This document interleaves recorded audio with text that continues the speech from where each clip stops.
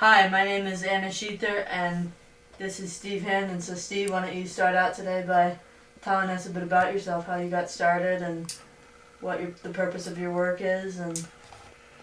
Well, about 40 years ago, the United States was embroiled in all sorts of controversy. We had the civil rights movement was going on, and the war in Vietnam was going on, and the war on poverty was going on. And in my church, the Catholic Church, there was a thing called the Vatican Council, and there was just changes everywhere. And there was a great deal of hope that if we just could get this civil rights business solved and end the war and win the war on poverty, you know, we'd have racial harmony and we'd have peace in the world, and we'd have economic justice, and then in the church, if everybody could pray in English instead of Latin, I guess we'd all be holy. And that was 40 years ago, and actually today we still don't have racial harmony, we still don't have peace, and we still don't have economic justice, and we sure ain't holy. So, because of all that activity and all that energy, I just wanted to get involved, and I joined some other people that were working in almost all of those areas. And one of the big things we did, of course, was start way back in 1970, early 70s, a soup kitchen to feed people. And that was before food stamps in this city. There wasn't any other option. Today people got food stamps and there's a few other programs. But we left the soup kitchen after 25 years, and that soup kitchen still exists, and they're serving almost twice as many people now. So even with a lot of the programs, there's still a lot of poverty here. So 40 years ago is when you started Bijou House? Yes. Okay. So, what is your impression of how the youth treat the poor today? Well, of course, very young people are sort of at a disadvantage, but it's interesting that things like District 11, when they require some community service, you know, for young, even grade school kids to go out, a lot of them go to the soup kitchen to help out, and there's a lot of youth groups that do poverty projects, church groups that go to Mexico and other places to build houses and dig wells, and that sort of thing. And I also teach at Colorado College, and Colorado College is number 11 in the country of the number of young people that join the Peace Corps of colleges that size. Wonderful. So I think young people do a lot of good. They do a lot of different things than I did when I was young, but the stuff that they're doing is very effective and very beautiful. So what is the biggest misconception of mental illness?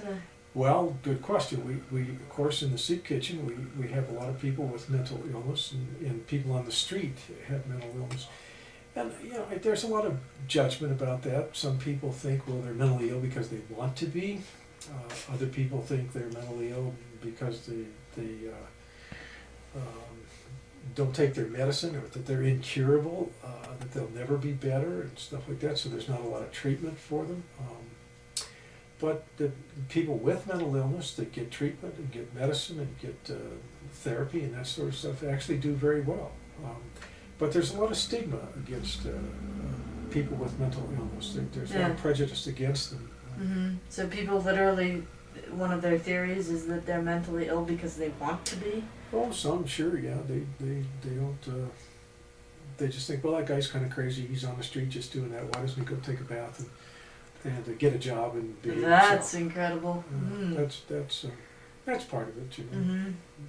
So, how much does religion or spirituality play a part in your work? Well, it's a big thing. Our inspiration came from way back in the late 60s and early 70s from a woman named Dorothy Day, who used to she flirted with Marxism in her life. She kind of was a socialist, but at one point she had kind of a faith conversion, and her thing was that, in a nutshell, that either Jesus has as much to say about these social problems as Karl Marx does, or Jesus doesn't have anything to say at all. And so she began houses of hospitality where she took in poor people, the homeless people.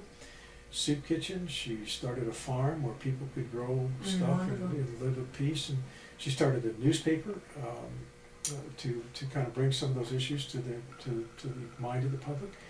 And we took a great deal of inspiration from that. So yeah, where was this farm and where? she started in New York back in the 30s, and right now, she was. There's not a lot of structure to her houses, but there's 70 or 80 of them around the country today. Each one are individually run and kind of follow her general philosophy, but they're all they just have a little different spin to them. Mm-hmm. So,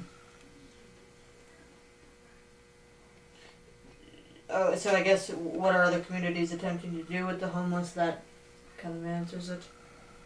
And have you tried to emulate them?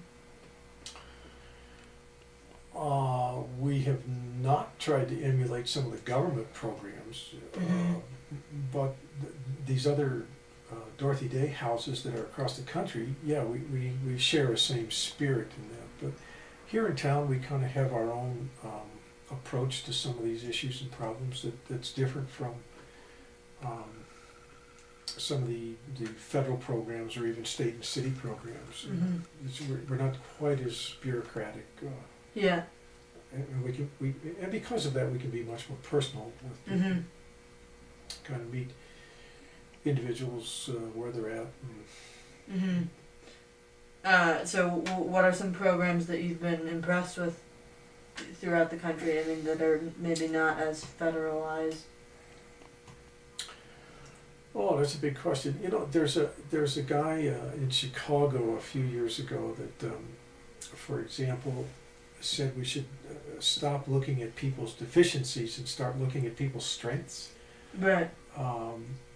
So, you know, here at the house, we're very careful not to identify people by their weakness. Like I don't say he's a drug addict or he's an alcoholic or she's a prostitute or he's mentally ill or something like that.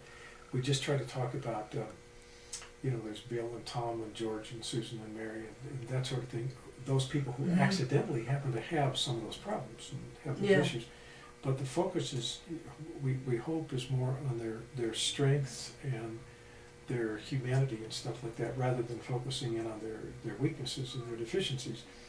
And he ran a few programs in Chicago that went into neighborhoods to find out what neighborhood strengths were and stuff like that. And it was amazing how strong those neighborhoods really are and what resources they really had that they forgot that they had. And that's one of the programs. It's kind of interesting. So what has been your most gratifying experience or set of experiences throughout your work? I just get to meet an awful lot of really great people like yourself. There's every day people walk in the door and just brand new people, and it's just wonderful. Brand new people that are looking to live here. Yeah, live here, come in, stop in, have a meal, have a cup of coffee, just visit. All kinds of people from all walks of life. And that's kind of fun. Yeah. So is there anything you want to add or expand on? No, I think that kind of covers the waterfront. And so how long have you run Mesa House, and how long is it? This house is about 7 years old. But it's the same thing that I've been doing for the last 40 years roughly, since 1967, I think. All right, thank you very much. Thank you.